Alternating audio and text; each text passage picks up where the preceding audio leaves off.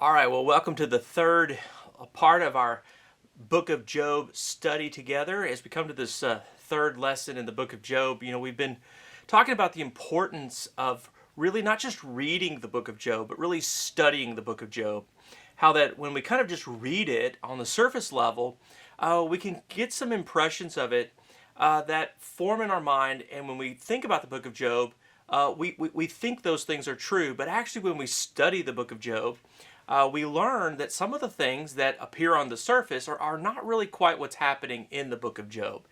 And over the last couple of sessions, we've talked about some of the ways that we read and kind of misread the book of Job. For example, Job himself wasn't an Israelite. He wasn't Jewish. The period in which his life takes place is like 2000 BC or thereabout. It's in the patriarchal period of Abraham. It's a really, really old time, story, and book that is set before all the events that we really read about through most of the Old Testament. There's no law, there's no temple, and so on. And knowing that helps us to understand what we're dealing with in the book of Job. The other thing that we've talked about that's really important about the book of Job is to understand that when we read Job in our English Bibles, we're presented with a story of Job. He's a wealthy man. He's a righteous man. Has a big family. And then immediately we're taken in to the divine assembly of God and the B'nai Elohim, it says in Hebrew, the sons of God or angels, these high and exalted beings. One of which, in our English Bibles, his name is Satan. And I explained in this series that actually in Hebrew, Hasatan means a challenger, means an adversary. And the B'nai Elohim, this son of God, this angelic being that is in God's court, is challenging God's way of running the universe. And challenging the way God is doing things, challenging the way God is running things. And in fact, this becomes the situation for the whole of the book of Job. So just kind of knowing that helps us to frame everything that we talk about in the book of Job. Now, just kind of as a real quick refresher, if you're following along with this week by week, we started with why study Job? Is the devil in the divine assembly? And I just answered that question. No, it's not the devil that we meet in the book of Job. It's not the prince of demons, the arch enemy of God and his people that we read about in the New Testament or read about as the serpent in the Garden of Eden in the story of Genesis. But this is simply a figure who is in God's court challenging God's policies and procedures and how God runs the universe, and putting that at front and center as the entire discussion of the whole book of Job. In order to understand the book of Job, we have to understand that that question is front and center. Now, today we're talking about, is God in the dock? But I want to back up to the slide I just had up here, which has the tagline underneath it, do we worship God or the goods he gives us? That's the big theme of our whole series. This comes from the challenger's statement to God. The challenger's statement to God about Job, this righteous man who is really rich and really blessed, is he says in Job 1:9, does Job fear God for nothing? If you take away all the things that you've given him, all of his blessings, all of his protection, all of these things, Job will curse you to your face. Now, what the challenger is saying to God is so important to understand the book of Job. What the challenger is saying to God is the only reason that Job worships you, fears you, honors you is because you give him stuff. And what the challenger is saying is, God, the way you run the universe is bad. Like, you have created a program where if people think that they can do something good, they're going to get something good out of it. And so that's why the question is do we worship God or the goods that he gives us? In a sense, the challenger is saying, God, you're making men like Job into benefit mercenaries. You know what a mercenary is? Is somebody who worked, a soldier for money. If you pay us, we'll fight whatever battle you want to fight. So all Job is, in the challenger's mind, is somebody that you're giving him stuff, and so he's worshiping you. Take away the stuff, he won't worship you. It's the criticism sometimes given in the politics in America around what we call entitlement programs, where some people will say, well, if you get this government benefit, then you're going to get a vote. And as long as you give them this thing, then you're going to get the vote. So in a sense, the challenger is saying to God, that's the way you're running the universe, God. And the truth is, Job really doesn't fear you. Job really doesn't worship you. He only is in it for what he can get out of it. And therefore, God, your system of running the universe is bad. Now, when he does that, what happens is that God, it becomes in the dock. Do you know the phrase in the dock? Behind me, I have a stack of C.S. Lewis books. C.S. Lewis, a famous Christian author, British author. And a collection of his essays was once called God in the Dock. And that comes from the British term for being on trial, putting someone on trial, putting them in the dock. God is on trial in the book of Job. And understanding that and how God is on trial helps us to understand the entire book of Job. It's actually critical to it. Now, I've explained a little bit of what we're going to talk about today. I want to back up and I want us to ease back into it a little bit more slowly. And I want to start in a kind of whimsical way. You'll recognize this little dog here. This is a very famous dog named Snoopy. And if you ever read the little comic about Snoopy, sometimes you'd see him sitting there at his typewriter, and it would start out with the line, "It was a dark and stormy night." And Snoopy is writing his novel. He never gets any further than that in his novel, but that's where he starts. Well, the book of Job is the ultimate dark and stormy night. Job is a man who is good. He has a wonderful family. Everything is going great for him in life. And the storm comes and it's all swept away. His family dies.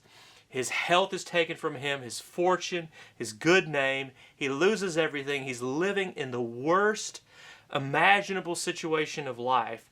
And then here is this big burning question. What is Job going to do? Is Job going to turn away from God now that the storm has come? Or is he going to continue to be faithful? If he turns away from God now that the storm has come, then the challenger will be proven right. And God, in the way that he runs the universe, will be proven wrong. Because Job, in the end, will have only served God for what he can get out of it. He was a benefit mercenary. Now, as we read, again, the book of Job, I want to just remind you of what I said at the beginning and what I said last time. And that is that there is a difference between reading and studying the Bible. I showed the picture of this kid sitting in a library somewhere or a bookstore or something, sitting there with a book. Oh, this is fun. I enjoy this book. And here's a college student or grad student, doctoral student somewhere in a library, stacks of books, researching, studying. There's a difference between reading and studying, and what we're doing and the results of what I'm sharing with you are the results of my study, careful study of the book of Job. For a long time, I had read the book of Job. I knew the baseline story of it, but I didn't really understand what was really going on in the book. The term for this that's used in academics sometimes is the word exegesis. It's a Greek word that means that we really get into the text. And like an archaeologist, we dig around in there and we figure out what's really going on and what it really says and what it really means. We figure out the details, what the words mean, what the context is happening in the book, and so on and so forth. And when we do that, and we come up from having studied the book of Job in that way, it looks different. And so today we're going to look at it through that lens and look at this question about, is God in the dock, through that lens. And I want us to start here. I want to start by saying that to understand what the book of Job is really about, you have to understand the question. You have to understand the question. Now, the reason that most of us, when we read the book of Job, get it wrong, how we misunderstand it, is because we don't really know the question. When we read the book of Job, we have the wrong purpose in mind for why the book was written, the wrong context in mind for the setting of the book, and the wrong message in mind that the book is trying to get across to us. As I've said before, the book of Job is not about Job. That's a kind of surprise. It's called the book of Job, but the book is really not about Job. In fact, the book it presents Job as a character at the beginning of the book, tells us that he's a really good guy, but the challenge that comes from the challenger is not about Job. The challenger doesn't say, hey, Job is this bad guy. He says, oh no, God, the way you're running the universe is not right. So the question that the book is seeking to answer is not even the question that most people think the book is about. It's not about Job. Not about Job's friends. It's not about those guys. It's not about Satan, as we've clearly stated. It's not about Job's wife. It is about God. That is the point and purpose of the book. Now, the context of the book is not America and it is not Israel. It's its own context. And we have to understand that context. And then we have to understand the book's message. The book's message is not about the things that we just said. It is simply about God. And then when you invert the question, you suddenly realize it's actually about us. That is to say, not only does God run the universe right and people only worship Him for the benefits they can get out of it, but it's then the question for us in our lives, do I only worship God for the benefits that I can get out of worshiping God? Am I only worshiping God for the stuff that God can give me, or do I really and truly worship God if tomorrow everything was taken from me? Everything in my life was gone. My health was gone, my wealth was gone, my family was gone. Would I still worship God? I don't know about you, but I've met some people along the way who've said, I don't believe there's a God because this bad thing's happened to me, and I can't believe that there's a good God because this bad thing's happened to me. Wait a minute. That's the kind of thing the book of Job is wanting us to consider. We're supposed to think about that. Do I just worship God because of the goods He gives me?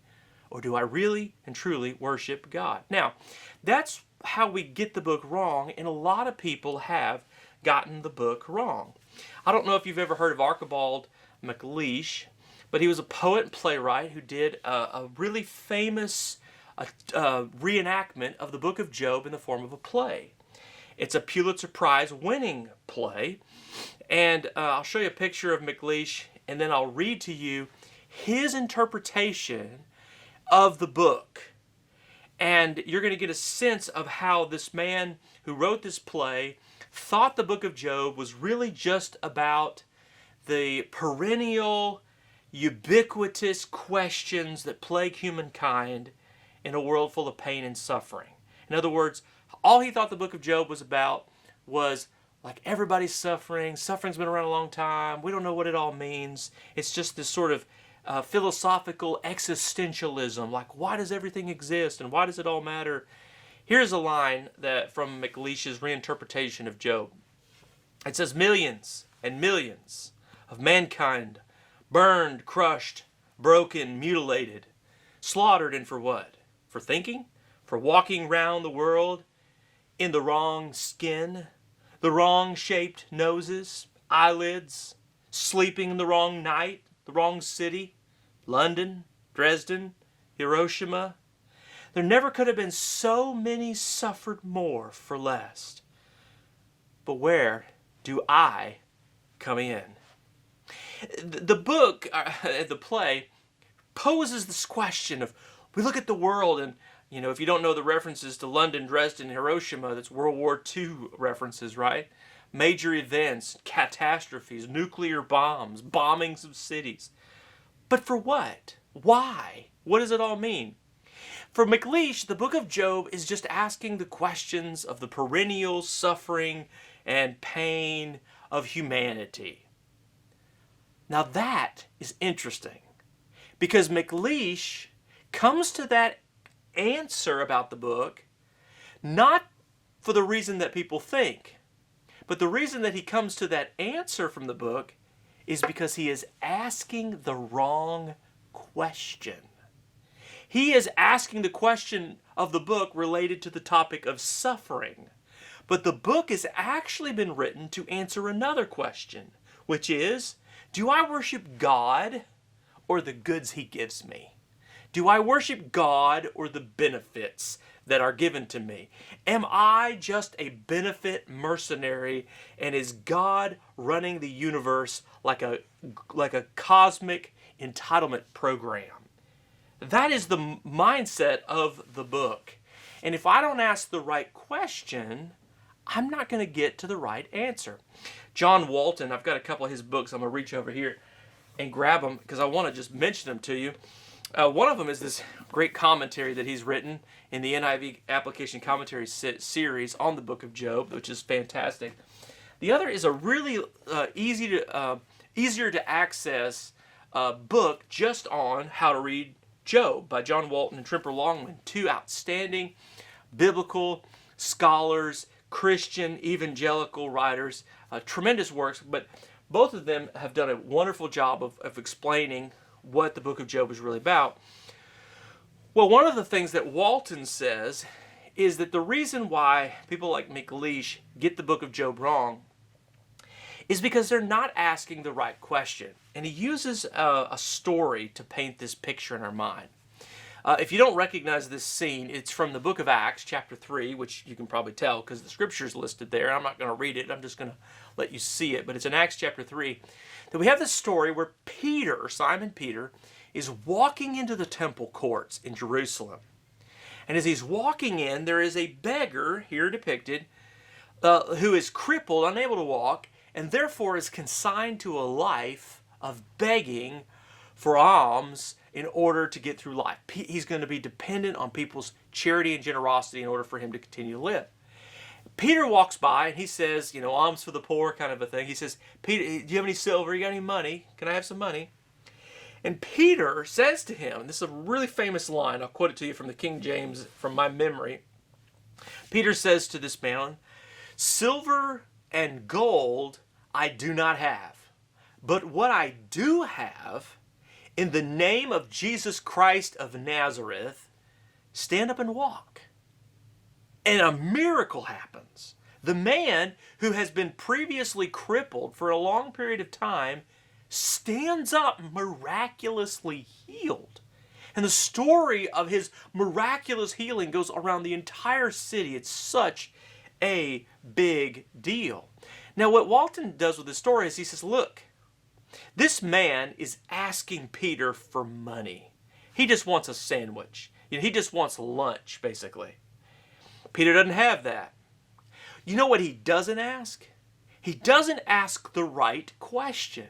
The right question to have asked Peter was not, hey, can I have some money? The right question to have asked Peter is, can you heal and transform my life? In other words, ask better questions. When we come to the book of Job, there are answers in this book that are deep and profound and meaningful for our lives. But if we keep coming to the book having simply read the surface level of it, and we keep asking these superficial surface level questions and walking away dissatisfied, like, well, it's not answering this question that I wanted it to answer in the way that I wanted it to answer, but it is actually answering this huge and all-important question for all of our lives, then we're missing what it is that it's really trying to say. So what do you do to ask better questions? Well, we start with the question that we've already kind of put on the docket today, which is God in the dock? Put another way, who is on trial in this book? Well, the opening line of the book, Job 1:1, says, in the land of Uz, there lived a man whose name was Job. So at first it would seem that it's Job. But look what it says about Job. The man was blameless and upright. He feared God and he shunned evil. So right from the opening scene, we are told what? Job's innocent. There's nothing wrong with Job. Job is not under scrutiny in the book. Even the challenger is not going to say, hey, I think there's something wrong with Job.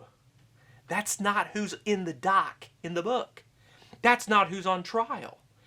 So we got to ask another question. Who is not on trial in the book? We'll read down a few verses in Job 1:8, and you see, even on the lips of God. Verse 1:1 is the narrator. Verse 8 is God. The Lord said to Satan, or the challenger, Hasatan, have you considered my servant Job? There is no one on earth like him. He is blameless and upright. He is a man who fears God and shuns evil. What does God say about Job? God presumes his innocence. The narrator presumes his innocence. In other words, there is no Job on trial in the book of Job. It's God and his policies for how to run the universe, which leads us to that question: how is God on trial or in the dock in the book of Job? Well, I want to read to you what it says next in verse 9, 10, 11. The challenger says, "Does Job fear God for nothing? Have you not put a hedge around him and his household and everything he has? You've blessed the work of his hands, so that his flocks and herds are spread throughout the land. But now, stretch out your hand and strike everything he has, and he will surely curse you to your face." You notice? He's going to inflict suffering on Job. Not because Job is deserving of anything or done anything wrong, but because he's putting God in the dock. He is challenging God and the way God is running the universe, because he's saying, God, the way you're running this universe, you're just running it in a way that you keep blessing people who do good things, and the only reason they're doing the good things is because you're giving them the blessings. Take it away and they'll curse you. And so then the whole book is an experiment. It's a scenario in which this question is placed centrally on the table for us to examine. It becomes a theological laboratory in which we have to figure out, is this true or not? Now, what I want to do is I want to stop for a moment, and I want us to see some things that we can learn here for our lives, practically speaking. One thing we can learn here, I think, for our lives is that you and I should learn to ask God better questions, right? God, who's infinite and powerful, we should ask God better questions. And better question will get at the better answer. Secondly, we should see the answers that God actually gives us. You know what some people do is they go throughout life and they're like, well, God hasn't answered the question that I have in the way that I want him to answer it, in the time I want him to answer it, so I don't believe in God, I don't want to believe in God. He hasn't satisfied, my curiosity and so on. We have got to, and this is the third thing, we've got to let go of our answer expectations. We've got to let go on the fact that God is not answering all of our questions in the way that we want to. Here's the truth of the book of Job, okay? Job teaches us something really important. But Job himself never gets the answer to the questions that everyone who reads the surface level of the book always asks, which is, why? Why am I suffering? Why am I going through this hard thing? Job never knows the answer to that question. And that's important for us to realize, is that God may not always answer all the questions of our life. He may not ever explain to us all the things that happen. And we have got to let go of our expectation for God to answer all these questions.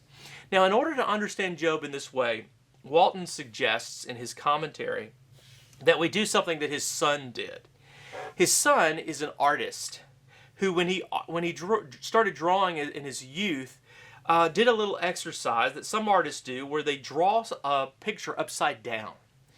And he asked his son one time, he says, why do you draw upside down? And he said, because it gives me the ability to have more proportionality. If I start with something proportionate that I know and I can control, then I can then begin to build out the rest of the drawing so that it fits proportionately with everything else. Walton suggests that what we need to do with the book of Job is learn to turn it upside down, put it in proportion. Let the book say what the book is meant to say. And let it answer the question that it was meant to answer. We need to stop asking all the questions that we want to ask of the book and look at the answers that the book actually provides. So that's the first thing. The second thing is, in order to understand Job, we have to understand that understanding Job is all about the expectation game. It's all about our expectations and learning how to manage those in the process of reading and understanding the book. Now, I want to introduce a very important concept to you. You cannot understand the book of Job without some degree of understanding of this principle. It is known as the retribution principle. You might think of it as kind of like you get what you pay for, you get what you deserve. What comes around goes around, that kind of thing. But thinking about it in terms of God, imagining that if I'm a righteous person and I do what God wants me to do, I'm gonna prosper. God's gonna bless me.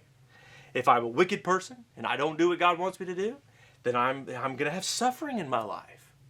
Now, if you believe that, and that's called the retribution principle, and most of the people in the book of Job believe that, and by the way, most of the people in the ancient world believe that, and by the way, I could show you a lot of Bible verses that seem to sort of teach that if we're not careful in how we read that, then you're going to come away with some really unfortunate conclusions.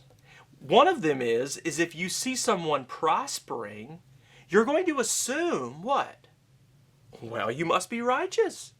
I mean, if I look around and this person's rich and that person's rich, they must really be righteous. And do you know that many people in the ancient world thought that way? Even in the New Testament, we see Jesus coming in conflict with people who still have that mindset. The other part of it is if you see someone suffering, then they must be wicked, right? Oh, well, if you have this thing that's happened to you, you've gone bankrupt, or you're economically challenged, or your health is deteriorated, or this tragedy has happened in your family, or whatever, it must be that you've done something wrong. Now, most people are smart enough to know that this doesn't make total sense, right? I mean, most of us kind of know, well, that doesn't really quite make sense. I mean, that's not really how the world works. Bad things happen to good people. Good things happen to bad people, right? I mean, if you read Jesus, you know in the Gospels, he says he causes the rain to fall on the just and the unjust. The rain comes, it waters the same crops of a good man as it does a bad man. Both have plentiful fields. The same rain can cause floods and kill some people. It can kill good people and bad people. And it's not discriminating in what we would call natural events or natural causes. We kind of know that, except for when we experience it for ourselves. I know that for me personally, and as a pastor for many years, and hearing people talk to me about their suffering, that there is one common thread that often happens when we find ourselves suffering. And that is, we often ask, why me? Why am I suffering? What have I done? Just the other day, I had a conversation with somebody who went through a really difficult thing, and they said, I don't know why this is happening to me. I go to church, I tithe, I read my Bible, I love Jesus. There's something inside of us as human beings that assumes that if we do what we think God wants us to do, bad stuff's not going to happen to us. We're not going to get flat tires or stuck in traffic. We're not going to get bad diagnoses. That everything's just going to work out. We're always going to live life up and to the right, and things are going to move forward throughout our lives in that way. But that isn't how things actually work. Not in real life, and not in the book of Job. Everything was fine for Job until it wasn't. Everything worked fine for him and everyone else in his life while he was rich and righteous until he started to suffer. And then, you know what happened to Job? People started coming up to him and started saying things like, Job, you must have done something wrong. Nobody gets in the situation that you're in unless they've sinned. And now we introduce an image, a diagram, a principle that will help unpack the entire book of Job for you. This I borrowed straight out of one of Walton's books. It's triangle. And you can take the whole book and look at it through the lens of this triangle. In the book of Job, there are three competing ideas. One is the principle that I just introduced to you called the retribution principle, that good people are blessed and bad people suffer. If that's true, then a lot of things are going to happen in the book in a certain way. There's another principle at work in the book, the idea that God is a just God, and he runs the universe with justice. The other is the principle of Job himself, which is to say that he is a righteous person. He's not done anything wrong. I call this the triangle of tension. And I want to walk you through it and how it works in the book of Job. Hopefully by now you've had the opportunity to read through the book of Job. If not, I'll just kind of explain to you a little bit as we walk through this. First of all, I want to explain the retribution principle and the people in the book of Job who defend this position. Again, the retribution principle is the idea that if you do something good, you're going to be blessed. If you do something bad, then you're going to suffer. When they see Job suffering, his three friends see him suffering in the book, what do they assume? He's suffering. He must have done something bad. And Job says, I haven't done anything bad. I haven't done anything to deserve this. And they keep saying chapter after chapter after chapter of the book, almost the whole book is, Job, stop living in a state of denial. You've done something wrong. Just admit it. Just admit it. Just admit it. Just admit it. And tell God you're sorry that you've done this thing you shouldn't have done. And Job's friends take the corner of the retribution principle and they protect it and they hold on to it and they say, it's got to be true. Job, you must have sinned. And then they give him some really bad advice. They tell him, you know what? Not only have you sinned, but you ought to go to God and you ought to appease him. You ought to do whatever you can to convince God to stop punishing you for the bad thing that you've done and admit that you're a bad, bad guy. And that is the corner of the retribution principle. Job, on the other hand, over there on the other side, is not willing to do that. Job is defending himself. He says, I haven't done anything wrong. I'm righteous. But at the same time, he assumes that this principle is true. Now that creates a problem for Job. If Job believes that he is righteous and this principle is true, then what does he have to assume isn't true? That God is just. And that is exactly what Job will do in the book. He assumes that God is unjust. Now, in this way, God is on trial in the mind of Job. And if you read carefully in the book, not just the surface level, but again, by getting down into a study of the book of Job, you'll see that God is in court. And Job wants to take God there, and he wants to bring along his own high-powered attorney to represent him, to defend his case, and to prove that God is not just in the way that he is doing things. In fact, the verse that is so famous from Handel's Messiah, I know that my Redeemer lives and I'll stand with him on that day, which has been assumed to refer to Jesus because of the English translation, is actually a Hebrew word for a lawyer, for a defender, for a counsel that represents him. Job is not asking anything about Jesus in this passage. That is a misreading that's been around for a long time.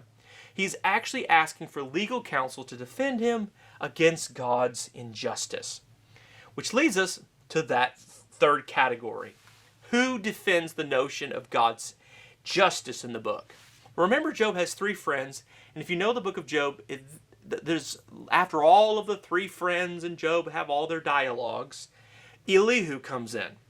And Elihu comes in and he defends the idea of God's justice. He says that God is just, Job. You should not challenge the justice of God. God is a just God. God is a just God. God is a just God. Now, he also maintains the retribution principle, but he redefines it. He redefines the principle as well as Job's understanding of his own righteousness like this.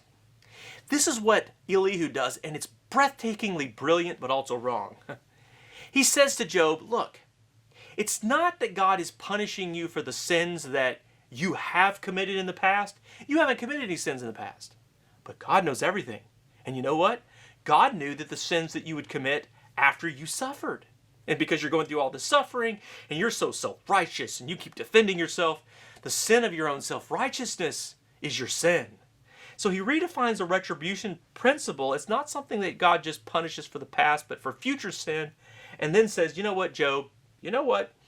You have, and I realize I haven't been advancing those. You have, and I lost my train of thought. So this position is defended by Elihu, who redefines this principle not as a punitive of past sin, but anticipatory of future sin, and that God knew he would sin in the future with self-righteousness.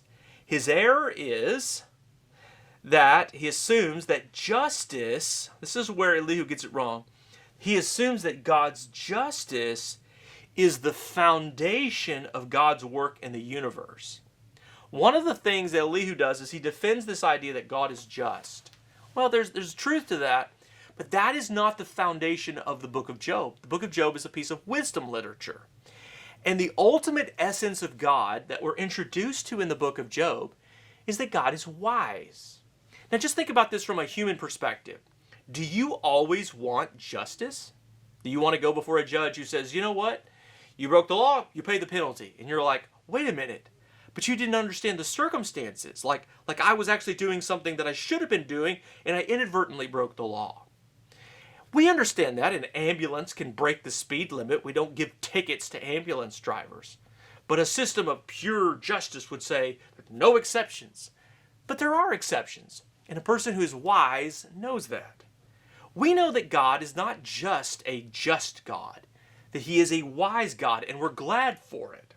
And one of the things that the book of Job is teaching us is that God does not just run the universe on a system of justice. It's not so mathematical. You do something bad, you get something bad.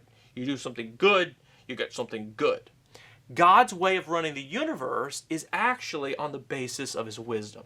So here's some things that we can do with this. Number one, don't expect God to answer your questions your way or in your timing. Number two, don't think God runs the world your way. He doesn't. He runs it His way. He's wise. And don't think you have to understand God to worship Him. Guess what? You can't understand God. His ways are above your ways, as high as the heavens are above the earth, the Scripture says. Heaven is His throne and the earth is His footstool. Paul says in Romans, oh, the depths of the wisdom of the knowledge of God.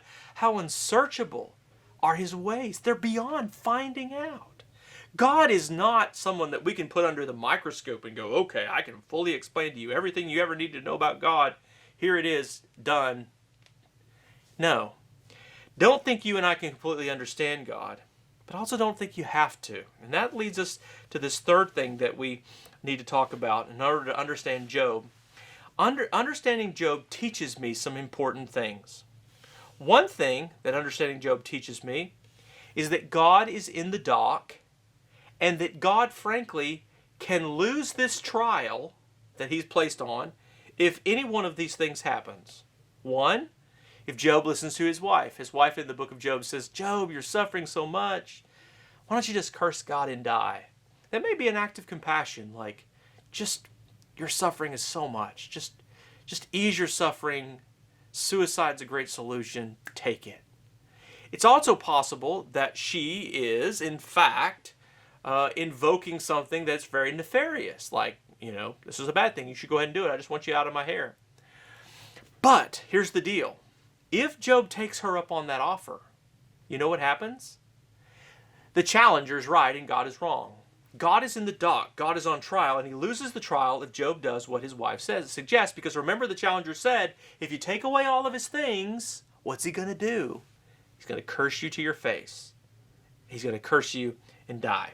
Secondly, if Job listens to his friends say, Job, you've done something wrong. You got to just admit it. Admit you've done something wrong and appease God.